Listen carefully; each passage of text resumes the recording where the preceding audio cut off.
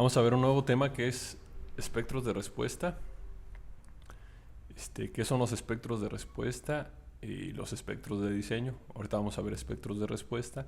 Y lo primero que hay que comprender es que, bueno, a las estructuras lo que los afecta de forma lateral, en general o comúnmente, no es tanto una carga P colocada en la posición de las masas, sino más bien la acción real son movimientos en el terreno. Por ejemplo, aquí tenemos nuestro sistema de un grado de libertad y un movimiento de terreno, una aceleración en el terreno. Ajá.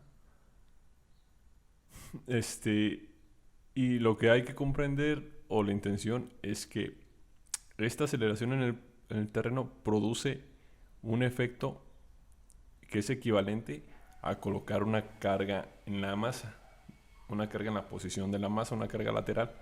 Entonces prácticamente todo lo que hemos visto es aplicable a movimientos en el terreno. Ajá. Solo que hay que multiplicar por la masa y con signo negativo por la fuerza de inercia. Entonces aquí la intención es que se comprenda que las ecuaciones que hemos visto son aplicables pues a movimientos del terreno considerando esta igualdad. Ajá.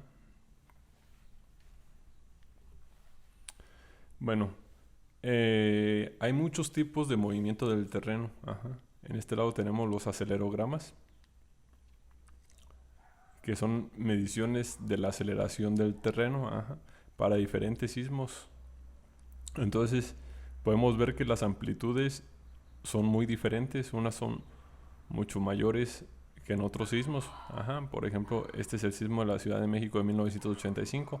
Podemos ver que la amplitud es muy pequeña comparada, por ejemplo, con este de Chile o con este de San Fernando. Ajá. Sin embargo, la frecuencia también vemos que esta es una frecuencia en terreno blando y bueno, estas son frecuencias típicas de terreno duro o medio, pues de dureza media. Entonces, la intención de ver estas fotografías es comprender que hay muchos tipos de movimiento de terreno, muchos tipos de sismo.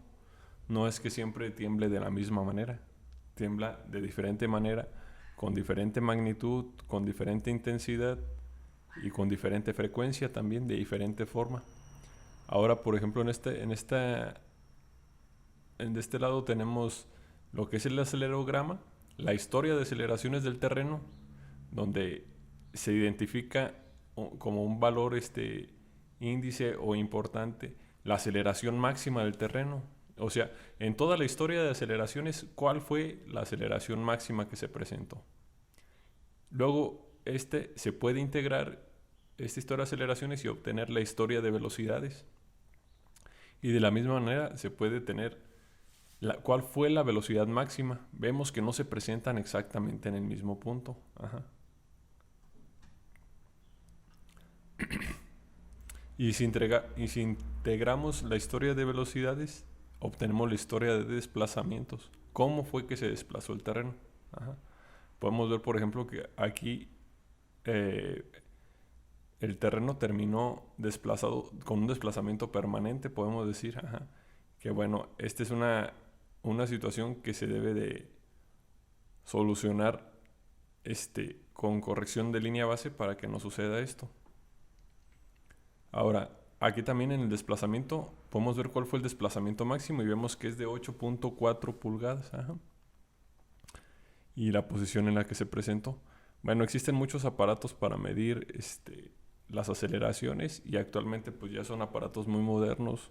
Antes en un momento eran sismógrafos, ahora ya son acelerómetros digitales.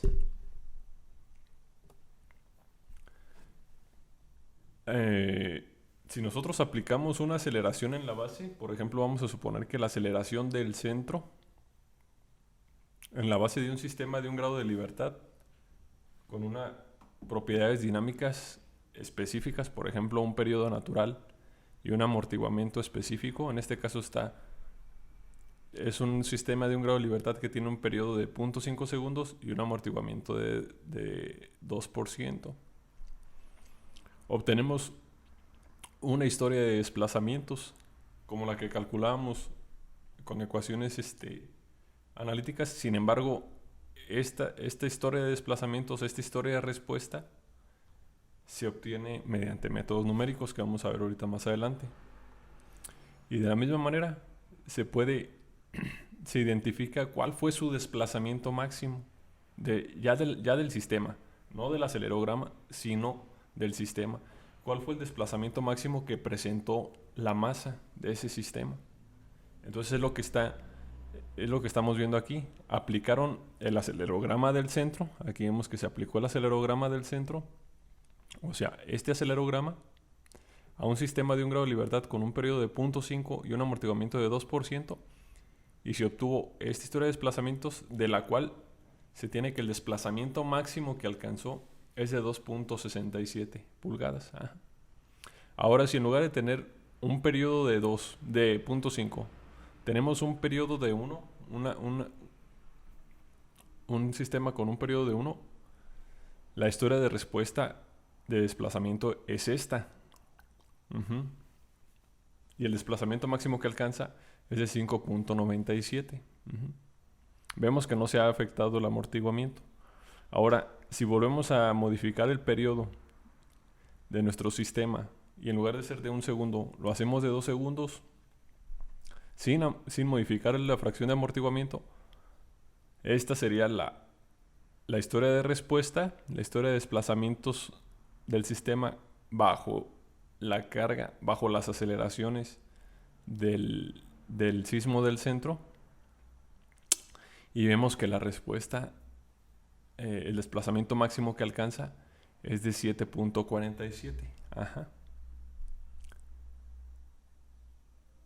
Entonces, sin embargo, aquí sucede una cosa. Podemos decir, no, pues, ¿a cuál afecta más? ¿A cuál afecta más, por ejemplo? Pues podríamos decir, no, pues afecta más al de 2 segundos, porque tiene 7.47 pulgadas. Ajá. O sea, se desplazó más. Sí, pero creció también el periodo. Entonces, nosotros no podemos comparar estos así directamente, puesto que tienen periodos diferentes. Sin embargo, si nosotros relacionamos este desplazamiento máximo con el periodo, que ahorita lo vamos a ver, obtenemos la pseudoaceleración. Ajá. Y esta pseudoaceleración sí la podemos comparar. Porque esta pseudoaceleración ya estamos considerando el desplazamiento máximo y el periodo. Ahorita vamos a ver cómo es que se obtiene la pseudoaceleración.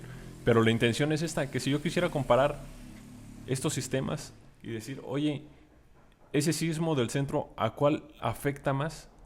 Yo no podría compararlos porque tienen diferente periodo. O sea, no son manzanas con manzanas. Para hacer los manzanas con manzanas, yo necesito relacionar el desplazamiento con el periodo.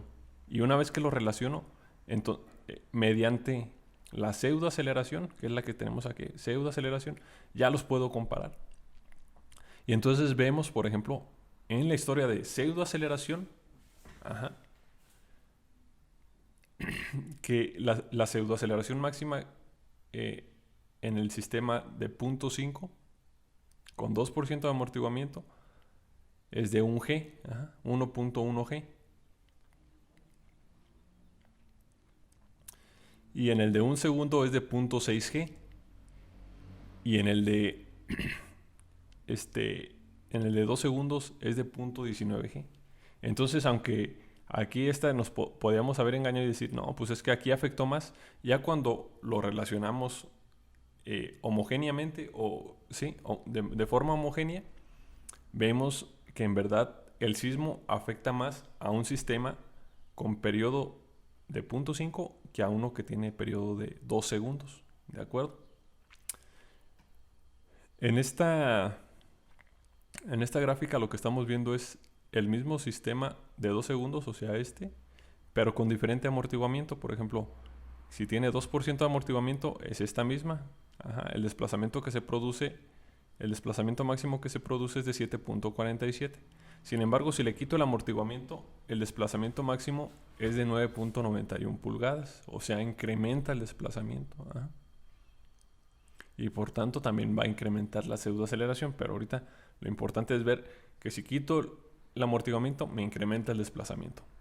Y si le aumento el amortiguamiento a 5%, disminuye desde 7.47 hasta 5.37. Entonces esto es para más o menos ver cómo varía la respuesta del sistema en función del amortiguamiento también. Aquí vamos a ver cómo es que se obtiene, cómo es que relacionamos, bueno, qué es el espectro de respuesta. Y cómo lo que les comentaba es esto, esta es la pseudoaceleración. Yo relaciono el desplazamiento máximo o el desplazamiento del sistema, ajá, con su frecuencia, o sea, con su periodo, lo que les comentaba.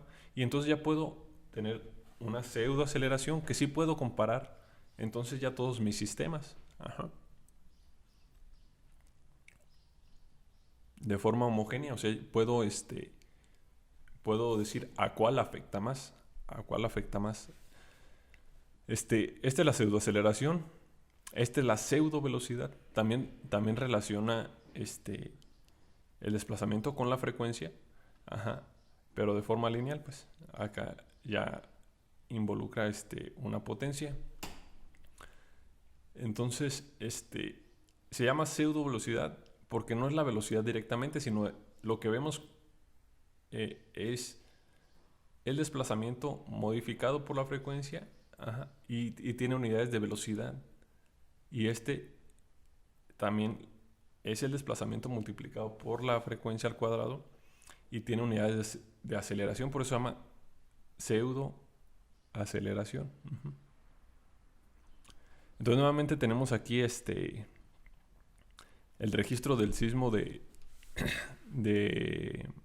centro normalizado entre la gravedad. Ajá. O sea, la aceleración entre la gravedad se normaliza. Ajá.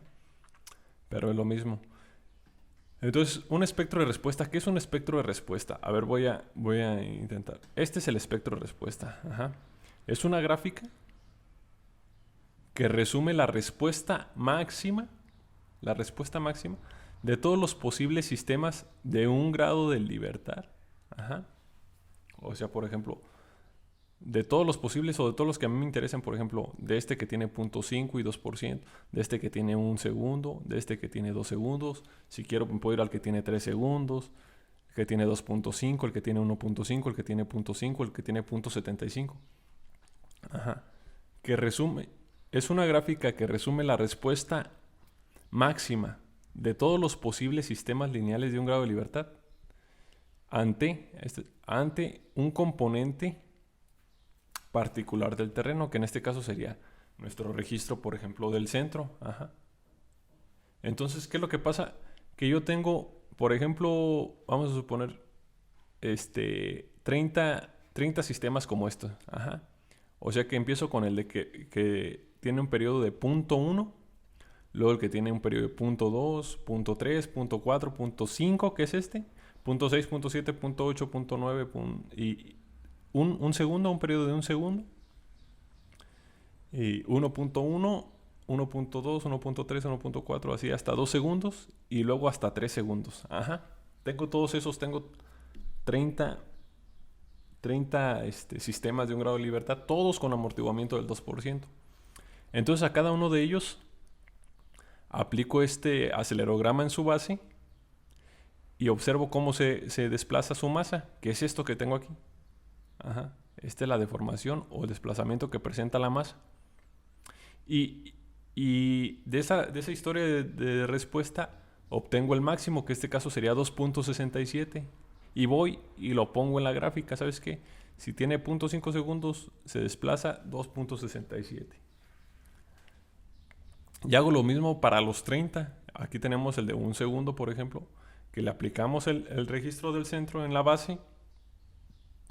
Se desplaza su masa con esta historia de desplazamientos y obtengo un desplazamiento máximo de toda la historia de 5.97, voy y lo pongo aquí. Y hago lo mismo para el de 2 segundos. Con 2% de amortiguamiento, le aplico la aceleración en la base, veo su deformación, su desplazamiento, y tengo el desplazamiento máximo, que es de 7.47 pulgadas. Y se lo pongo. Y hago así para los 30 y obtengo esta gráfica. Esta gráfica es el espectro de respuesta. A ver, nada más permítanme ver si está grabando. Sale. Entonces vamos a continuar. Yo puedo obtener el espectro de respuesta de desplazamiento, por ejemplo. Y si le aplico a esta gráfica, lo multiplico cada uno de estos puntos por su frecuencia al cuadrado, obtengo la gráfica de pseudoaceleraciones. Y si le aplico si multiplico cada uno de estos puntos por la correspondiente frecuencia de mi sistema, obtengo mi gráfica, mi espectro de pseudo velocidades. Entonces yo tengo aquí la gráfica de desplazamiento, el espectro de respuesta de desplazamiento, puedo tener el espectro de respuesta de pseudo velocidades y el espectro de respuesta de pseudo aceleraciones, que son estas que estamos viendo aquí. Espectro de respuesta de de desplazamiento, de pseudo velocidades y de pseudo aceleraciones, y vemos que son diferentes. Entonces generalmente nosotros trabajamos para el diseño de estructuras antisismo, trabajamos con pseudo aceleraciones. Ahorita vamos a ver por qué. Nuevamente pongo aquí lo que relaciona el desplazamiento con la pseudo velocidad y el desplazamiento con la pseudo aceleración, o el periodo. Sí, el periodo y el desplazamiento lo relaciona. Tenemos dos presentaciones. Una es así por separado, las tres, o hay una gráfica tetralogarítmica en la cual yo puedo leer cualquiera de las tres. Por ejemplo, vamos a suponer que este es el espectro para el centro, para el registro del espectro de respuesta ante el registro del centro con un porcentaje de amortiguamiento de 2. Entonces, si yo me interesa conocer cuál es el desplazamiento, la pseudo velocidad y la pseudo aceleración de un sistema de un grado de libertad con un periodo de 2 segundos, entro por aquí, con 2 segundos, y donde topo la gráfica, puedo leer el desplazamiento en esta de forma perpendicular a este eje de desplazamiento, que sería 747, por ejemplo. 747, aquí está. Puedo leer la pseudo velocidad en este eje, en el eje vertical, que sería 23. Aquí está 23. O puedo leer la pseudo aceleración, que es .19g. .19g. Entonces son dos presentaciones diferentes, una por separado y una todo en la tetralogarítmica. ¿Cómo se construye? Pues ya lo explicamos un poquito anteriormente. Defino numéricamente la aceleración del terreno. O sea, cuando se dice defino numéricamente es que voy a ir haciendo incrementos de aceleración. Lo voy a tener por separado en una tabla que ahorita vamos a ver. Por lo general, las ordenadas del movimiento del terreno se definen cada 0.02 segundos. O sea, yo tengo en una tabla mi tiempo, cada 0.02 segundos, 0.04, 0.06, así hasta 30 segundos, que es lo que dura, por ejemplo, el sismo del centro. Y luego tengo la aceleración en la siguiente columna. ¿Qué aceleración se presentó cada 0.02 segundos? Luego selecciono el periodo natural de vibrar y la fracción de amortiguamiento de un sistema, es lo que habíamos dicho. O sea, por ejemplo, vamos a empezar con 0.1, un periodo de 0.1 y un amortiguamiento, por ejemplo, de 2%. Y luego calculo la respuesta de deformación de este sistema de un grado de libertad debido al movimiento del terreno por algún método numérico, mediante un método numérico. Entonces, ya aquí ya no se aplican ecuaciones analíticas como las que hemos venido trabajando, sino son métodos numéricos. Determino el valor del desplazamiento máximo, es lo que estábamos viendo también, y luego calculo el espectro de desplazamiento, que es igual al desplazamiento máximo, la pseudo velocidad, no el espectro, sino la pseudo velocidad de desplazamiento máximo, la pseudo velocidad y la pseudo aceleración mediante las ecuaciones que ya vimos.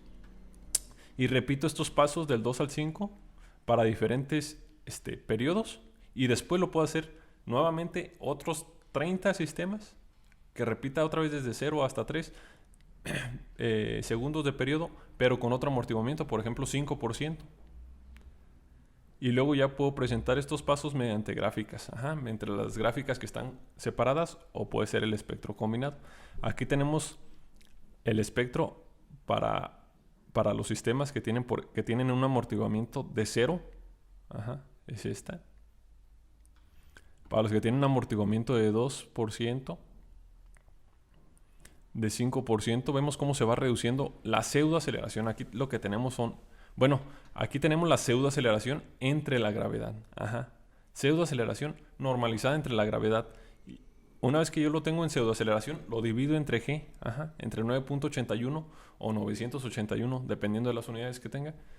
¿Para qué? Esto se llama coeficiente sísmico, y este es el que ya usamos directamente para diseñar, coeficiente sísmico. Entonces, aquí tenemos un espectro para 5% de amortiguamiento, para 10% de amortiguamiento y para 20% de amortiguamiento. Entonces, estos son los espectros de respuesta. Aquí está la respuesta de deformación o de desplazamiento mediante métodos numéricos. Es la tabla, es una solución numérica mediante el método de la aceleración lineal. De Newmark, este es un método, se llama método Newmark de aceleración lineal. Y vemos, por ejemplo, el incremento del tiempo. La aceleración vista ya como una fuerza. La del terreno, la aceleración del terreno vista como una fuerza. Y luego, se calculan estos parámetros, que ahorita no vamos a entrar a ese detalle. Paso 2.1, paso 2.2, 2.3, 2.4. Así aquí lo acomodaron. O sea, yo calculo primero el desplazamiento I, la velocidad I y la aceleración I del sistema. Ya son los desplazamientos, velocidades y aceleraciones del sistema. Y este es el teórico. Ahorita vamos a ver el teórico. ¿Por qué? Porque aquí este es un cálculo o una comparación, no ante el registro del centro, sino ante una carga sinusoidal, como esta. Entonces la teórica es la gráfica sólida. Y vemos que la respuesta pues es muy suave, digamos.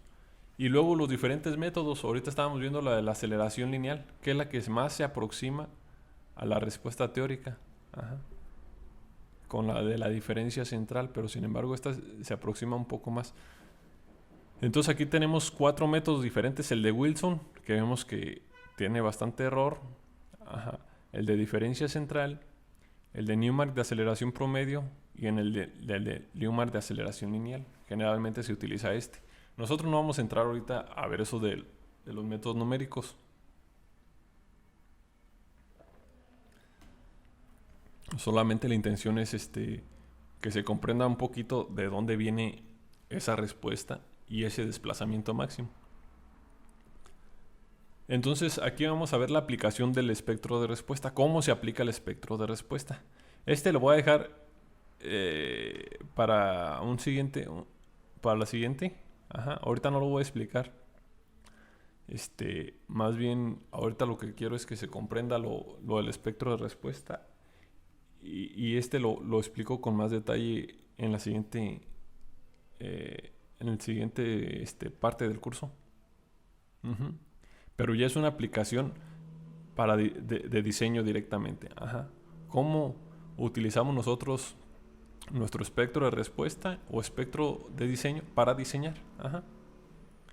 Entonces me voy a saltar esta y vamos a entrar a lo que es el espectro de diseño. Entonces, por ejemplo, aquí tenemos espectros de respuesta para la componente de diferentes movimientos, de diferentes sismos. Por ejemplo, el sismo de Valle Imperial, el sismo del centro y el sismo de California. Y vemos que cada espectro, o sea, cada sismo, como veíamos en el principio, como cada sismo es diferente, cada espectro de respuesta, aquí lo que tenemos también es pseudoaceleración normalizada, pero es pseudoaceleración. Cada espectro de respuesta de cada sismo es diferente y si tiembla hoy va a ser un espectro de respuesta diferente de los que ya ha habido. Y cada sismo tiene su propio espectro de respuesta.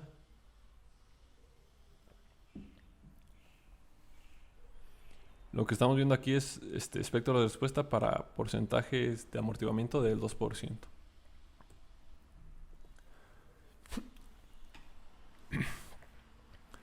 Entonces, ¿qué es lo que se hace para diseñar? Mediante... aquí lo que tenemos es el espectro tetralogarítmico. O sea, lo que veíamos allá era nada más el de pseudoaceleración, pero recordemos que lo podemos poner en esta presentación. Y vemos aquí una cantidad... Estas son distribuciones normales. ¿Qué quiere decir? Que de alguna manera... Y en cada punto hay una distribución. Por ejemplo, aquí distribución de probabilidad, espectros de media. O sea, por ejemplo, se revisan, no sé, 50, 100 espectros. Mientras más espectros de respuesta en un sitio yo tenga, por ejemplo, si en Morelia ha temblado, vamos a suponer, 100 veces, vamos a poner que así fuera, ¿no? 100 veces muy fuerte, ¿no? Y yo tengo todos esos registros, yo podría aplicar probabilidad y obtener un promedio del espectro. Puedo graficar aquí todos los espectros y luego obtener un promedio mediante una distribución de probabilidad. Que se va ajustando en cada punto. Aquí vemos que es una distribución de probabilidad diferente que esta. Y diferente que esta. En cada punto se aplica una distribución de probabilidad y se saca un promedio y se saca ¿cómo se dice? Perdón. Más una desviación estándar, su desviación estándar. Y se obtiene pues un espectro promedio y un espectro máximo posible, por decirlo de alguna manera, o máximo creíble. En reglamentos estadounidenses se le llama espectro máximo creíble. Y es este de aquí que está aquí.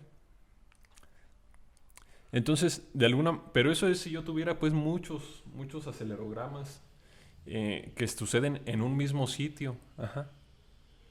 Pero la verdad es que no se tienen muy pocos acelerogramas, muy pocos registros.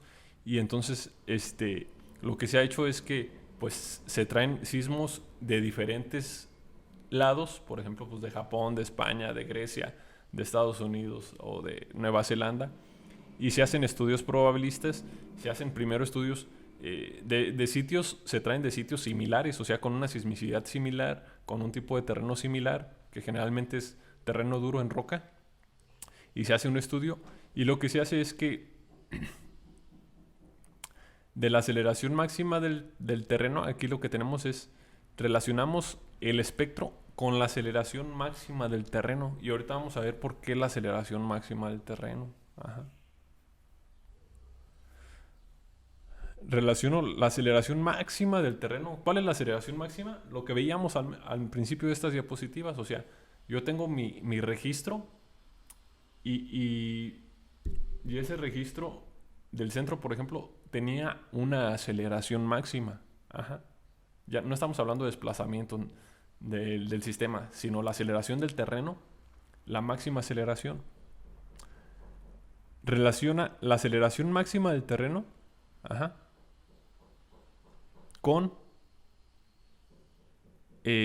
un espectro, espectro de diseño, donde ya de aquí ya podemos leer pseudo velocidades, pseudo aceleraciones, desplazamientos, con pero está relacionando la aceleración máxima.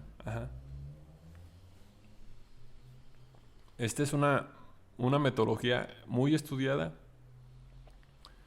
Y, y bueno, así es como se desarrollan los espectros de diseño, con el afán de obtener este espectro máximo creíble. Ajá.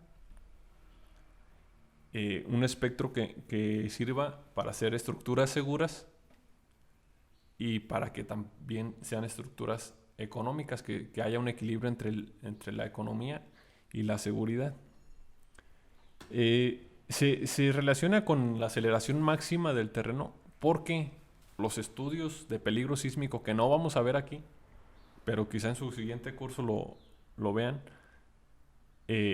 o bueno, sí, lo tendrían que ver. Los estudios de peligro sísmico lo que arrojan es una intensidad máxima de aceleración del terreno. Entonces, con un estudio de peligro sísmico de un sitio, yo obtengo esta aceleración máxima del terreno y mediante un factor yo obtengo mi espectro de diseño directamente. Ajá. Entonces, de manera muy rápida yo puedo tener mi espectro de diseño y diseñar mis estructuras si yo tengo el estudio de peligro sísmico. Ujú. Entonces, esto está medio... A ver si tienen dudas o algo. Está bien. Mandan al correo sus preguntas. Ujú. Pero la intención es que se comprenda un poquito más o menos qué es el espectro de diseño. El espectro de diseño es un espectro que de alguna manera envuelve a todos los posibles espectros, ajá, o todos los creíbles espectros de respuesta para diferentes sismos, ajá, que se presentan o que se pueden presentar a lo largo de la vida útil de un edificio o de una estructura. Bueno, y el espectro tetralogarítmico que veíamos aquí, cuando yo lo divido en sus tres componentes o hago los espectros por separado, lo que obtengo es el espectro de pseudoaceleración o el espectro de desplazamiento. El de pseudovelocidad no está aquí, no está aquí. ¿Por qué no se utiliza? No se utiliza ese espectro para diseñar. El que se utiliza nada más es el de pseudoaceleración y el de desplazamiento. Ajá. Entonces, lo interesante ver aquí es que, por ejemplo, mientras la pseudoaceleración va disminuyendo conforme se incrementa el periodo, el desplazamiento va incrementando conforme se incrementa el periodo en los espectros.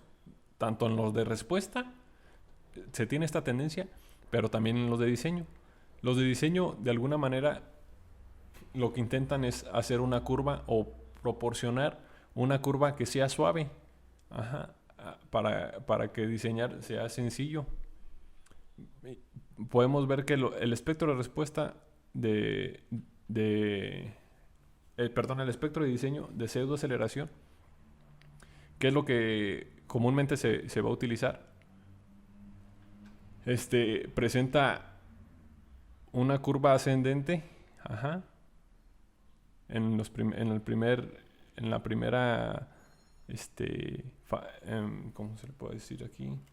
En la primera etapa ay, perdón, se me fue.